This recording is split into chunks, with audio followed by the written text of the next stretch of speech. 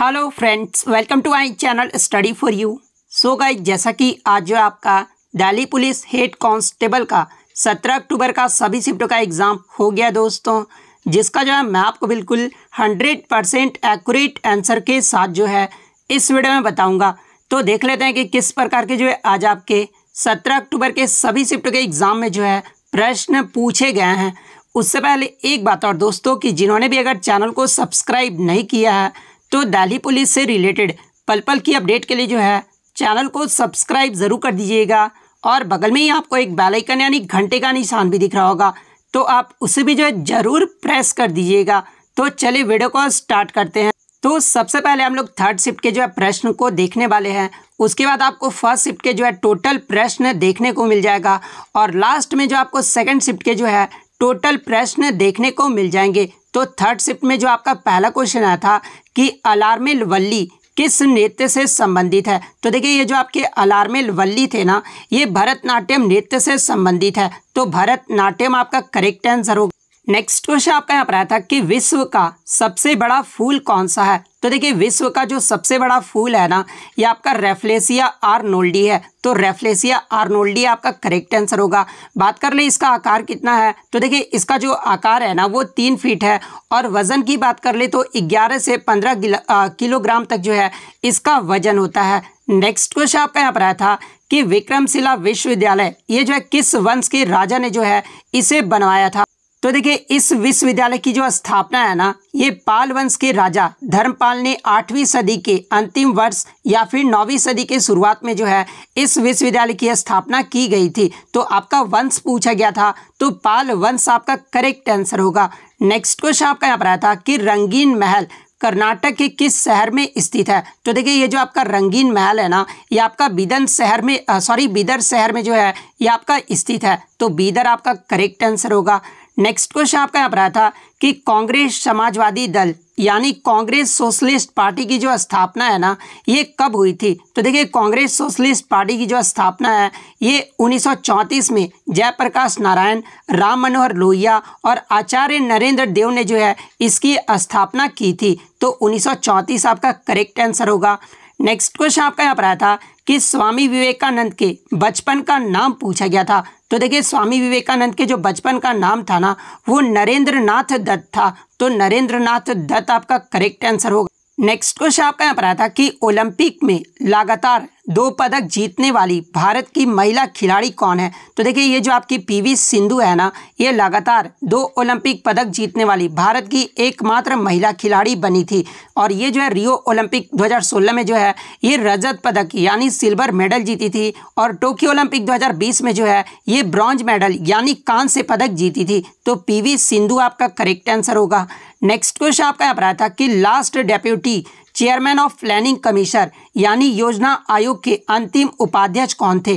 जो जैसा कि आपको पता है कि 2015 में जो है योजना आयोग का नाम बदलकर जो है आपका नीति आयोग कर दिया गया था, और मोहन सिंह कांग्रेस सरकार के दौरान 2014 में ही जो है श्री मोंटेग सिंह अहलूवालिया जो है इस आयोग के अंतिम उपाध्यक्ष थे। तो मोंटेग सिंह अहलूवालिया आपका करेक्ट आंसर होगा। बात कर ले नीति आयोग जो अभी वर्तमान में इसका नाम है, नीति आयोग के वर्तमान में इसके उपाध्यक्ष कौन है, तो ये आपके सुमन बेरी हैं। तो ये भी आपको ध्यान में रखना है। इसके अलावा नीति आयोग के जो अध्यक्ष होते हैं वो भारत के प्रधानमंत्री होते हैं।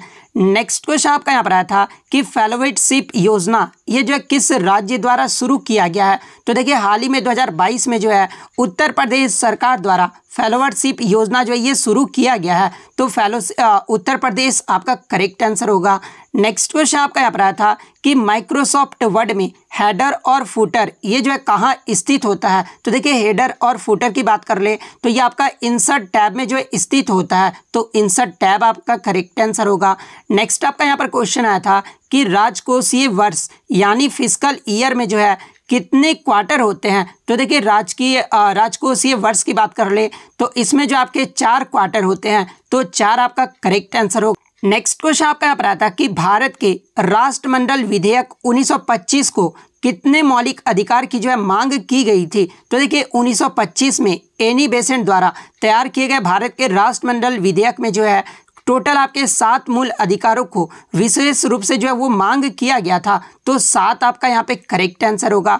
नेक्स्ट क्वेश्चन आपका यहाँ पर आता है कि which states people are multi dimensionally property index report poorest, यानी जो आपका नीति आयोग के द्वारा multi dimensional poverty index report जो जारी किया जाता है, उसमें 2021 में जो है आपका पुअरेस्ट यानी गरीब राज्य जो है ये कौन रहा था। तो ये जो आपका सेकंड शिफ्ट में भी पूछा गया था। तो देखिए 2021 में मल्टी डायमेंशनल पॉवर्टी इंडेक्स में जो गरीब राज्य रहा था ना, ये आपका बिहार राज्य रहा था। उसके बाद जो आपका झारखंड राज्य रहा था, उसके बाद जो आपका उत्तर प्रदेश राज्य रहा था। तो बिहार ऑप्शन में दिया था, तो बिहार आपका करेक्ट आंसर होगा। नेक्स्ट क्वेश्चन आपका यहाँ पर आया था कि निम्नलिखित में से कौन सा कर जो है राजस्व का स्रोत नहीं है। तो आपके ऑप्शन में एक दिया हुआ था कि सार्वजनिक क्षेत्र के उद्यमों के लाभांश, ये जो ऑप्शन था ना, ये राजस्व का स्रोत नहीं है। तो ये आपका यहाँ पे करेक्ट आंसर होगा। नेक्स्ट क्वेश्चन आपका यहाँ पर आया था कि बिंग ये जो है क्या है। तो देखिए ये जो आपका बिंग है ना, एक सर्च इंजन है जिसे माइक्रोसॉफ्ट जो है वो लेकर आया था। तो सर्च इंजन आपका करेक्ट आंसर होगा। नेक्स्ट क्वेश्चन आपका यहाँ पर आया था कि a person who walks in sleeping is called, यानी आपका इंग्लिश में वन वर्ड सब्स्टिट्यूशन से आया था कि नींद में चलने वाले व्यक्ति को जो है क्या कहा जाता है। तो इसे जो आपका सोमनम्बुलिज्म कहा जाता है। तो ये आपका यहाँ पे करेक्ट आंसर होगा। नेक्स्ट क्वेश्चन आपका यहाँ पर जैनित का जो है सिनोनिम पूछा गया था। तो देखिए जैनित का जो मतलब होता है ना, वो चरम बिंदु या फिर शीर्ष बिंदु होता है। तो देखिए इसके ऑप्शन जो दिए हुए थे वो आपका हाइट दिया गया था। तो हाइट जो होता है ना, ये आपका जैनित का जो है सिनोनिम होता है। तो हाइट आपका यहाँ पे करेक्ट आंसर होगा। नेक्स्ट आपका फर्स्ट शिफ्ट में आया था कि गूगल मैप्स ने भारत में स्ट्रीट व्यू सेवा किस कंपनी के साथ मिलकर जो है वो लॉन्च की है। तो देखिए हाल ही में गूगल मैप ने जो है 2 स्थानीय कंपनी जेनेसिस इंटरनेशनल और टेक महिंद्रा के साथ मिलकर भारत के 10 शहरों में जो है अपनी स्ट्रीट व्यू सर्विस जो है वो लॉन्च की है। तो जेनेसिस इंटरनेशनल और टेक महिंद्रा आपका यहाँ पे करेक्ट आंसर होगा। नेक्स्ट क्वेश्चन था कि रानी की वाव किस राज्य में स्थित है। तो देखिए ये जो आपका रानी की वाव है ना, ये गुजरात के पाटन में स्थित है। तो गुजरात आपका करेक्ट आंसर होगा। बात कर ले रानी की वाव के बारे में। तो देखिए ये जो आपका रानी की वाव है ना, ये एक बावड़ी यानी सीढ़ीदार कुआं है जिसका निर्माण 163 ईस्वी में जो है सोलंकी राजवंश के राजा भीमदेव प्रथम की स्मृति में उनकी पत्नी जो है रानी उद्यामती के द्वारा करवाया गया था। तो ये फैक्ट आपको ध्यान में रखना है। और रानी की वाव को जो है जुलाई 2018 में आरबीआई द्वारा 100 रुपये के नोट पर चित्रित किया गया था और 22 जून 2014 को जो है इसे जो है यूनेस्को की विश्व विरासत स्थल में जो है वो शामिल किया गया था। तो ये सारे फैक्ट आपको ध्यान में रखना है। नेक्स्ट क्वेश्चन आपका यहाँ पर आया था कि शारदा अधिनियम ये जो है किससे संबंधित है। तो देखिए बाल विवाह निरोध अधिनियम 1929 को ही जो है शारदा अधिनियम के नाम से जाना जाता था। और ये जो अधिनियम था ना, ये आपका 28 सितंबर 1929 को पारित किया गया था। और इस अधिनियम के तहत लड़कियों की शादी की उम्र जो है वो 14 साल और लड़कों के लिए जो है 18 साल जो है वो तय की गई थी। और बाद में एक संशोधन के माध्यम से जो है इसे लड़कियों के लिए 18 और लड़कों के लिए जो वो 21 कर दिया गया था। तो शारदा अधिनियम ये जो है किससे संबंधित था। तो ये आपका बाल विवाह से संबंधित था। तो बाल विवाह आपका करेक्ट आंसर होगा। नेक्स्ट क्वेश्चन आपका यहाँ पर आया था कि होली त्यौहार ये जो है किस माह में मनाया जाता है। तो देखिए होली का जो त्यौहार है ना, ये मार्च के महीने यानी फागुन मास में जो है ये मनाया जाता है। तो ऑप्शन में आपका फागुन मास दिया गया था। तो फागुन मास आपका करेक्ट आंसर होगा।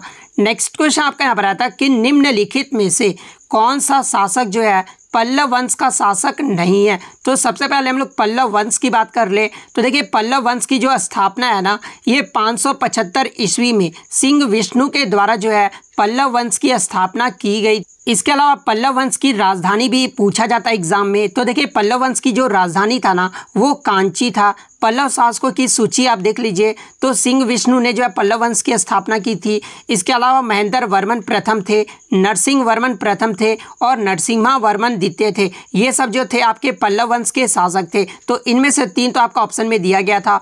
और चौथा जो ऑप्शन मुझे मिला था बच्चों द्वारा, एक तो आपका हर्षवर्धन ऑप्शन मिला है और बच्चों ने ये भी बताया कि हर्षवर्धन नाथ देकर जो है ये प्रभाकर वर्धन दिया गया था। तो देखिए मैं दोनों के बारे में आपको बता देता हूँ। हर्षवर्धन जो थे ना ये वर्धन वंश का एक सदस्य थे जिसे जो है पुष्यभूति वंश के रूप में भी जाना जाता है। और ये जो प्रभाकर वर्धन थे ना ये आपके हर्षवर्धन के पिताजी थे। तो दोनों ऑप्शन में से कोई भी दिया होगा ना वो आपका करेक्ट आंसर होगा, क्योंकि आपके प्रभाकर वर्धन और हर्षवर्धन ये दोनों जो थे वो आपके पुष्यभूति वंश के जो है आपके संबंधी थे, ना कि पल्लव वंश के। तो इनमें से जो भी दिया होगा वो आपका राइट आंसर होगा। नेक्स्ट क्वेश्चन आपका यहाँ पर आया था कि निम्नलिखित में से कौन सी न्यायपालिका यानी जुडिशरी की जो है मुख्य विशेषता है। तो आपके ऑप्शन में एक दिया गया था कि न्यायपालिका की स्वतंत्र, यानी भारत का जो संविधान है ना वो न्यायपालिका को वास्तव में जो वो स्वतंत्र बनाता है। और न्यायपालिका की स्वतंत्रता ये जो आपका न्यायपालिका की मुख्य विशेषता है। तो ये ऑप्शन आपका करेक्ट आंसर होगा। नेक्स्ट क्वेश्चन आपका यहाँ पर आया था कि which one of the following is the most recent landform, यानी निम्नलिखित में से कौन सा जो एक नवीनतम भू आकृति है। तो आपके ऑप्शन में आपका हिमालयन और नॉर्थर्न प्लेन्स दिया गया था। तो देखिए हिमालय और उत्तरी मैदान ये जो आपका एक नवीनतम भू आकृति है। तो हिमालय और उत्तरी मैदान आपका करेक्ट आंसर होगा। नेक्स्ट क्वेश्चन आपका यहाँ पर आया था कि 2001 से 2011 के बीच सबसे न्यूनतम जनसंख्या घनत्व वाला राज्य पूछा गया था। तो देखिए 2001 से 2011 के बीच जो सबसे न्यूनतम जनसंख्या घनत्व वाला राज्य रहा था ना वो आपका अरुणाचल प्रदेश राज्य रहा था। अरुणाचल प्रदेश का 2011 में जो है जनसंख्या घनत्व 17 प्रति वर्ग किलोमीटर रहा था। तो अरुणाचल प्रदेश आपका करेक्ट आंसर होगा। बात कर ले 2011 की जनगणना में भारत का जनसंख्या घनत्व कितना रहा था। तो देखिए भारत की बात कर ले तो ये 382 व्यक्ति प्रति वर्ग किलोमीटर रहा था। वहीं अगर सबसे ज़्यादा जनसंख्या घनत्व वाला राज्य कौन सा रहा था तो ये आपका बिहार रहा था। बिहार का जो जनसंख्या घनत्व रहा था ना वो आपका 1102 व्यक्ति प्रति किलोमीटर रहा था। तो ये फैक्ट भी आपको ध्यान में रखना है। और मैं आपको ये भी बता दूं कि आपके हर शिफ्ट में एक जो है आपका 2011 की जनगणना से जो है जरूर प्रश्न पूछा जा रहा है। जैसे कि सबसे साक्षर राज्य कौन रहा था। तो देखिए सबसे अधिक जो साक्षर राज्य रहा था, लिटरेसी रेट जो रहा था वो केरल राज्य का रहा था। और सबसे कम जो था वो आपका बिहार राज्य का रहा था। इसके अलावा आपका ये भी पूछा गया था कि सबसे छोटा राज्य जो है जनसंख्या की दृष्टि से कौन रहा था 2011 की जनगणना में। तो देखिए जनसंख्या की दृष्टि से सिक्किम जो था ना वो आपका सबसे छोटा राज्य रहा था। और क्षेत्रफल की दृष्टि से जो है गोवा जो है वो आपका सबसे छोटा राज्य रहा था। जनसंख्या की दृष्टि से सबसे बड़ा जो राज्य था वो आपका उत्तर प्रदेश राज्य रहा था। और क्षेत्रफल की दृष्टि से जो सबसे बड़ा राज्य रहा था ना वो आपका राजस्थान राज्य रहा था। तो ये सारे फैक्ट आपको ध्यान में रखना है।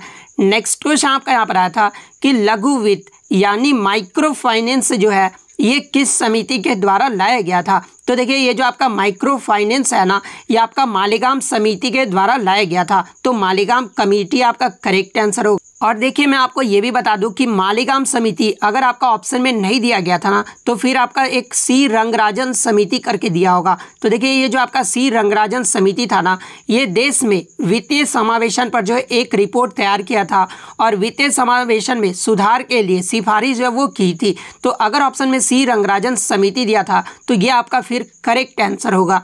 नेक्स्ट क्वेश्चन आपका यहाँ पर आया था कि भारत में पहली जो औद्योगिक नीति की घोषणा है ना ये कब की गई थी। और आपके ऑप्शन में जो एग्जैक्ट डेट पूछा गया था। तो देखिए भारत सरकार ने 6 अप्रैल 1948 को जो है अपनी पहली औद्योगिक नीति घोषित की थी। और ये जो है किसके द्वारा संसद में पेश किया गया था। तो देखिए औद्योगिक नीति 1948 को जो है तत्कालीन उद्योग मंत्री डॉक्टर श्यामा प्रसाद मुखर्जी के द्वारा जो है ये संसद में पेश किया गया था। तो 6 अप्रैल ऑप्शन में दिया गया था। तो 6 अप्रैल आपका करेक्ट आंसर होगा। नेक्स्ट क्वेश्चन आपका यहाँ पर आया था कि what is the full form of SACS in states aid acts, यानी जो आपके राज्य एड्स एक्ट है ना इसके तहत SACS का जो है फुल फॉर्म पूछा गया था। तो देखिए SACS का जो फुल फॉर्म होता है ना वो आपका states AIDS prevention and control societies होता है, यानी राज्य एड्स रोकथाम और नियंत्रण समितियाँ, इसका जो है फुल फॉर्म होता है। तो ये आपका करेक्ट आंसर होगा। नेक्स्ट क्वेश्चन आपका यहाँ पर आया था कि 2021 में केंद्रीय स्वास्थ्य और परिवार कल्याण मंत्री ये जो है कौन बने थे? क्वेश्चन में जो आपका केंद्रीय मंत्री के बारे में दिया गया था, ठीक है। तो देखिए 2021 में केंद्रीय स्वास्थ्य और परिवार कल्याण मंत्री जो है ना, ये मनसुख मंडाविया को बनाया गया था। और मनसुख मंडाविया ने ये जो है किसका स्थान ग्रहण किए थे? तो ये डॉक्टर हर्षवर्धन की जगह जो है वो लिए थे। तो ये भी आपको ध्यान में रखना है। तो मनसुख मंडाविया आपका करेक्ट आंसर होगा। नेक्स्ट क्वेश्चन आपका यहाँ पर आता है कि नई दिल्ली में किसके द्वारा जो है एक नृत्य विद्यालय की जो है स्थापना वो किया गया था? तो देखिए पंडित बिरजू महाराज ने अपना खुद का जो नृत्य विद्यालय है ना, जो कि विद्यालय का नाम कलाश्रम है, जो कलाश्रम जो विद्यालय था ना वो आपका दिल्ली में शुरू किया गया था और ये पंडित बिरजू महाराज के द्वारा शुरू किया गया था। तो पंडित बिरजू महाराज आपका करेक्ट आंसर होगा। बात कर ले पंडित बिरजू महाराज के बारे में, क्योंकि यहाँ से भी जो आपके प्रश्न बनते हैं। तो देखिए ये जो पंडित बिरजू महाराज है ना, एक भारतीय कथक नर्तक, संगीतकार, गायक और बनारस घराने के कालका बिंदादीन घराने के जो है ये प्रतिपादक थे। इसके अलावा पंडित बिरजू महाराज के चाचा का नाम भी पूछा जाता है। तो देखिए उनके जो दो चाचा थे, एक तो आपके शंभू महाराज थे और दूसरे आपके लच्छू महाराज थे। इसके अलावा पंडित बिरजू महाराज के पिताजी और उनके गुरु का नाम पूछा जाता है। तो देखिए पंडित बिरजू महाराज के जो गुरु थे ना वो उनके पिताजी ही थे और उनके पिताजी को जो नाम था वो अच्चन महाराज था, जो कि कथक नृत्य से ही जो संबंधित थे। तो ये आपको ध्यान में रखना है। और ये जो आपका कथक नृत्य है ना, ये आपका उत्तर प्रदेश राज्य का जो है एक शास्त्रीय नृत्य है। इसके अलावा इन्हें जो है भारत का पद्म विभूषण ये जो है कब मिला था? तो देखिए 1986 में बिरजू महाराज को भारत का जो है दूसरा सर्वोच्च नागरिक सम्मान पद्म विभूषण से सम्मानित किया गया था। तो ये फैक्ट भी आपको ध्यान में रखना है। और भारत का जो पहला सर्वोच्च नागरिक सम्मान है वो आपका कौन सा है? तो भारत रत्न है। दूसरा जो है वो आपका पद्म विभूषण है। तीसरे की बात कर ले तो ये आपका पद्म भूषण है और चौथा जो है वो आपका पद्म श्री है। तो ये फैक्ट भी आपको ध्यान में रखना है। नेक्स्ट आपका यहाँ पर क्वेश्चन आया था कि केरल उच्च न्यायालय ने कौन से विवादित अधिनियम को जो है लागू कर दिया था? तो देखिए केरल उच्च न्यायालय के द्वारा या फिर केरल राज्यपाल जो आपके मोहम्मद आरिफ थे ना, उनके द्वारा जो है लोकपाल और लोकायुक्त अधिनियम 1996 को जो है ये लागू कर दिया गया था। तो लोकायुक्त और लोकपाल अधिनियम 1996 आपका करेक्ट आंसर होगा। नेक्स्ट आपका क्वेश्चन आया था कि अर्जुन पुरस्कार 2021 में कितने खिलाड़ियों को जो है ये दिया गया है? तो देखिए 2021 की बात कर ले तो अर्जुन पुरस्कार जो है ये खेल और स्पर्धाओं में उत्कृष्ट प्रदर्शन के लिए 35 खिलाड़ियों को जो है अर्जुन पुरस्कार दिया गया है। तो 35 आपका करेक्ट आंसर होगा। इसके अलावा मेजर ध्यानचंद पुरस्कार अगर पूछा जाए तो देखिए मेजर ध्यानचंद पुरस्कार की बात कर ले तो ये 12 लोगों को दिया गया था। तो ये फैक्ट भी आपको ध्यान में रखना है। नेक्स्ट क्वेश्चन आपका यहाँ पर आया था कि कंप्यूटर में फाइल को सेव करने के लिए जो है किस बटन का प्रयोग किया जाता है? तो देखिए कंप्यूटर में फाइल को सेव करने के लिए जो है आपका Ctrl+S शॉर्टकट की जो है वो उपयोग किया जाता है। तो Ctrl+S आपका करेक्ट आंसर होगा। नेक्स्ट क्वेश्चन आपका यहाँ पर आता है कि shortcut key to go up one page in document, यानी आपके डॉक्यूमेंट्स में वन पेज पे जाने के लिए जो है कौन सा शॉर्टकट की प्रयोग किया जाता है? तो ये जो आपका Ctrl+ पेज अप जो है वो आपका शॉर्टकट की प्रयोग किया जाता है। तो Ctrl+ पेज अप आपका करेक्ट आंसर होगा। नेक्स्ट क्वेश्चन आपका यहाँ पर आया था कि सुपरस्क्रिप्ट की शॉर्टकट की पूछी गई थी। तो देखिए सुपरस्क्रिप्ट का जो शॉर्टकट की होता है ना वो आपका Ctrl+Shift++ होता है। तो Ctrl+Shift++ आपका करेक्ट आंसर होगा। सबसे ज़्यादा सर्च करने वाली वेबसाइट का नाम पूछा गया था। तो देखिए सबसे ज़्यादा जो सर्च करने वाला वेबसाइट है ना वो आपका गूगल है। तो गूगल आपका करेक्ट आंसर होगा। कि भारत ने किस टीम को हराकर जो है अंडर-19 विश्व कप 2022 का खिताब जीता है? तो देखिए भारत ने जो है फाइनल में इंग्लैंड टीम को हराकर जो है अंडर-19 विश्व कप 2022 का जो है ये 5वां खिताब जीता है। तो इंग्लैंड आपका यहाँ पे करेक्ट आंसर होगा।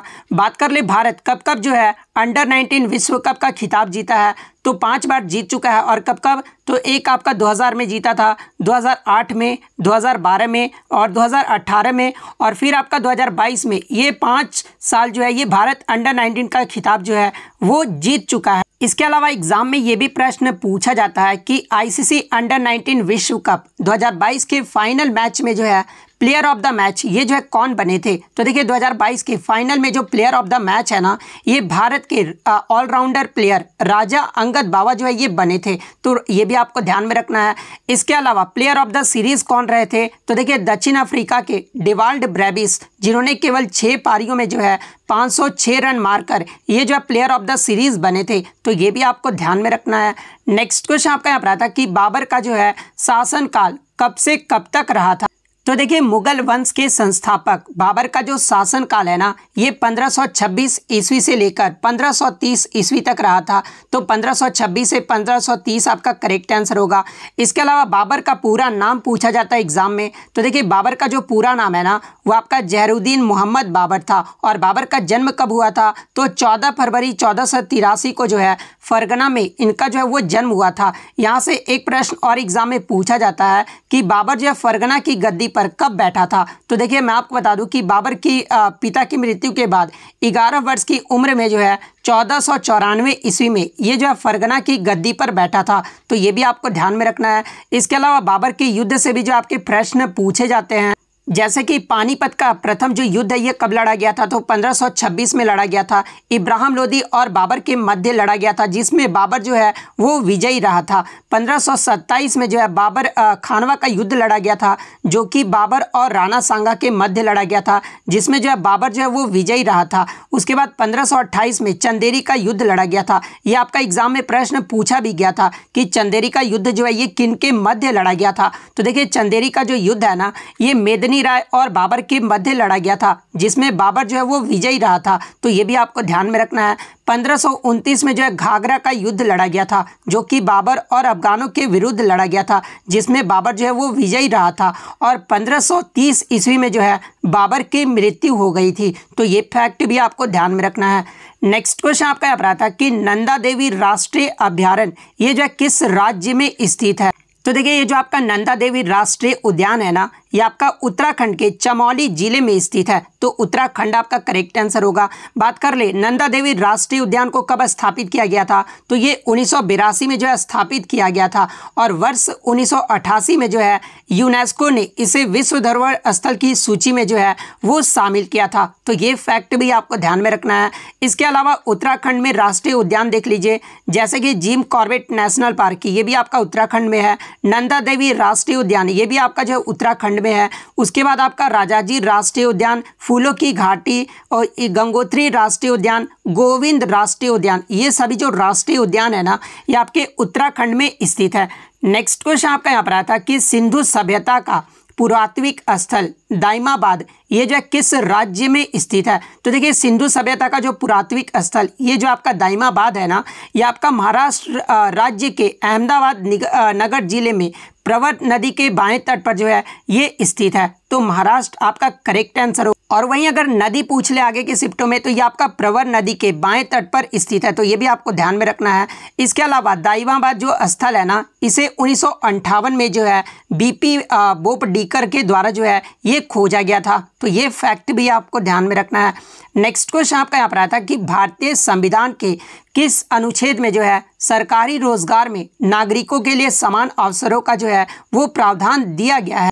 तो देखिए भारतीय संविधान का अनुच्छेद 16 जो है ये सार्वजनिक रोजगार के संबंध में अवसर की समानता का गारंटी देता है, और ये जो अनुच्छेद है ना, ये राज्य को किसी के भी खिलाफ केवल धर्म, नस्ल, जाति, लिंग, वंश, जन्म स्थान या इनमें से किसी एक के आधार पर जो है भेदभाव करने से रोकता है, तो अनुच्छेद 16 आपका करेक्ट आंसर होगा। नेक्स्ट क्वेश्चन आपका यहाँ पर आया था कि भारत का पहला खारे पानी का लालटेन कौन सा लॉन्च किया है जो एलईडी लैंप को बिजली देने के लिए जो है समुद्री जल का उपयोग करता है? तो देखिए 14 अगस्त 2022 को जो है केंद्रीय पृथ्वी विज्ञान मंत्री जितेंद्र सिंह के द्वारा जो है भारत का पहला खारा पानी लालटेन रोशनी नामक जो है वो लॉन्च किया गया है, जो एलईडी लैंप को बिजली देने के लिए जो है समुद्री जल का उपयोग करता है, तो रोशनी आपका नाम पूछा गया था, तो रोशनी आपका करेक्ट आंसर होगा। नेक्स्ट क्वेश्चन आपका यहाँ पर आया था कि 2011 की जनगणना में हिंदू, मुस्लिम और ईसाई का जो है परसेंटेज पूछा गया था। तो देखिए कल ही मैं आपको जो 17 आपको जो पेपर हुआ था ना, उसमें जो आपको ये क्वेश्चन करवाया था। तो देखिए 2011 की जनगणना के अनुसार भारत की जो आपका आबादी हिंदू धर्म का रहा था वो 79.8% रहा था। तो हिंदू वाले में 79.8% आपका करेक्ट आंसर। इसके अलावा बात कर ले इस्लाम धर्म की, तो 14.2% जो है इस्लाम का पालन करते थे, 2.3% जो है ईसाई धर्म का पालन करते थे। तो इस्लाम वाले में 14.2 आपका करेक्ट आंसर होगा और ईसाई धर्म वाले में आपका 2.3% आपका करेक्ट होगा। वहीं अगर सिख धर्म की बात कर ले तो 1.7% जो है वो सिख धर्म का पालन करते थे। नेक्स्ट क्वेश्चन आपका यहाँ पर आया था कि भारतीय स्वतंत्रता अधिनियम 1947 के समय जो है इंग्लैंड के प्रधानमंत्री कौन थे। तो देखिए जब भारत आज़ाद हुआ था उस समय इंग्लैंड के जो प्रधानमंत्री थे ना वो आपके क्लीमेंट एटली थे। तो क्लीमेंट एटली आपका करेक्ट आंसर होगा। नेक्स्ट क्वेश्चन आपका यहाँ पर आया था कि निम्नलिखित में से कौन सा त्यौहार जो है हर साल जनवरी के महीने में लगभग एक साथ नहीं मनाया जाता है। तो देखिए इसके मुझे सिर्फ एक ही ऑप्शन मिले हैं जो कि मकर संक्रांति दिया गया। तो देखिए ये जो आपका मकर संक्रांति त्यौहार है तो ये हर साल जो है जनवरी महीने में ही मनाया जाता है। तो ये तो आंसर आपका नहीं होगा। इसके अलावा 3 ऑप्शन क्या थे वो जो आप कमेंट करके जरूर बता दीजिएगा। नेक्स्ट क्वेश्चन आपका यहाँ पर आया था कि निम्नलिखित में से किसे जनवरी 2022 में जो है भारत का मुख्य आर्थिक सलाहकार यानी चीफ इकोनॉमिक एडवाइजर के रूप में जो है वो नियुक्त किया गया है। तो देखिए भारत सरकार ने डॉक्टर वी अनंत नागेश्वरन को जो है नया मुख्य आर्थिक सलाहकार जो है वो नियुक्त किया है। तो डॉक्टर वी अनंत नागेश्वरन आपका करेक्ट आंसर होगा।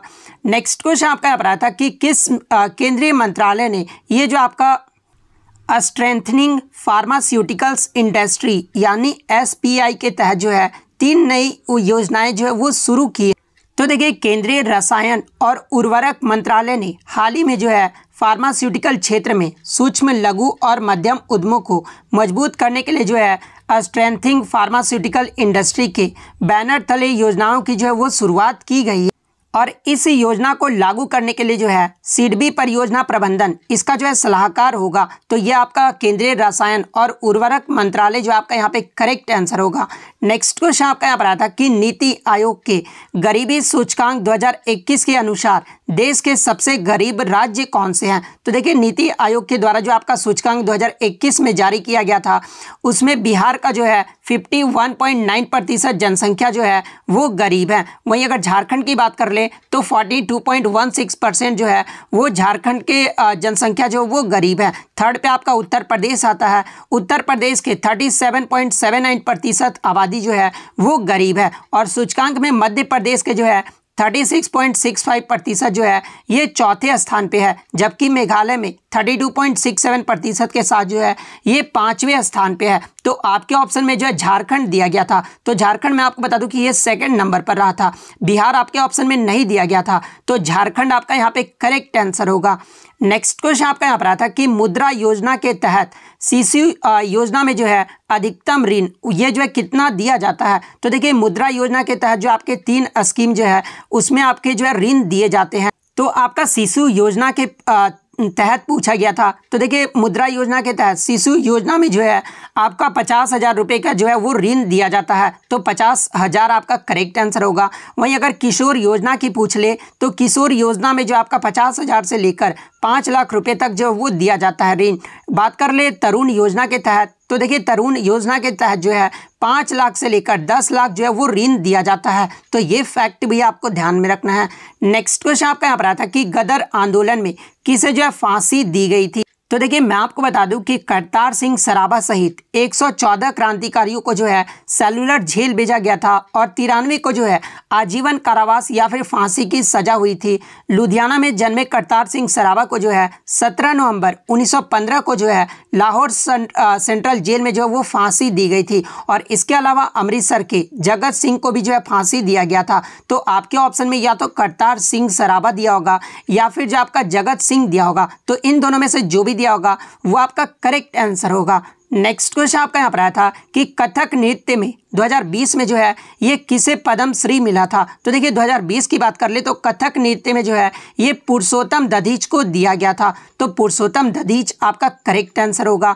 नेक्स्ट क्वेश्चन आपका यहाँ पर आया था कि माइक्रो फाइनेंस ये जो है किससे संबंधित नहीं है। तो देखिए माइक्रो फाइनेंस जो है ना ये आपका बैंकिंग के ऋण से संबंधित है। तो ऑप्शन में क्या दिया गया था आप जो है कमेंट करके जरूर बताइएगा। इसके अलावा एक आपका हरियाली योजना इनमें से किससे संबंधित नहीं है पूछा गया था। तो देखिए हरियाली योजना जो है ना ये मुख्य रूप से पर्यावरण से संबंधित है तथा पेड़ पौधे एवं जल संरक्षण से संबंधित है। यानी जो ये आपका हरियाली योजना है ये आपका जल संरक्षण से संबंधित है। तो आपके ऑप्शन में ये तीनों तो दिया होगा, इसके अलावा जो चौथा दिया होगा ना वही आपका यहाँ पे आंसर होगा। नेक्स्ट क्वेश्चन आपका यहाँ पर आता है कि in which of the following 5-year plan the high yielding varieties programme HYBP was started in India. यानी निम्नलिखित में से किस पंचवर्षीय योजना में जो है भारत में उच्च उपज देने वाला किस्म कार्यक्रम HYBP जो है वो शुरू किया गया था। तो देखिए तीसरी पंचवर्षीय योजना जिसका अवधि 1961 से 1966 रहा था और इसी अवधि में जब भारत 1962 में चीन के साथ और फिर 1965 में जो है पाकिस्तान के साथ युद्ध में गया था और देश 1965 में भीषण सूखे के चपेट में आ गया था और इसमें जो कृषि में सुधार और हरित क्रांति की शुरुआत हुई थी और 1965 में HYBP कार्यक्रम जो है भारत में हरित क्रांति के एक भाग के रूप में जो है वो शुरू किया गया था। तो तीसरी पंचवर्षीय योजना आपका यहाँ पे करेक्ट आंसर होगा। तो इतने क्वेश्चन जो है आज मुझे बच्चों के द्वारा मिले हैं जो कि 100% रियल और ऑथेंटिक है। तो अगर वीडियो अच्छी लगी हो तो वीडियो को जो है लाइक ज़रूर कर दीजिएगा। चैनल पर नए तो किसी भी एग्ज़ाम का रियल एनालिसिस पाने के लिए जो है चैनल को सब्सक्राइब ज़रूर कर दीजिएगा। तो मिलते हैं नेक्स्ट वीडियो में, तब तक thank you, all the best.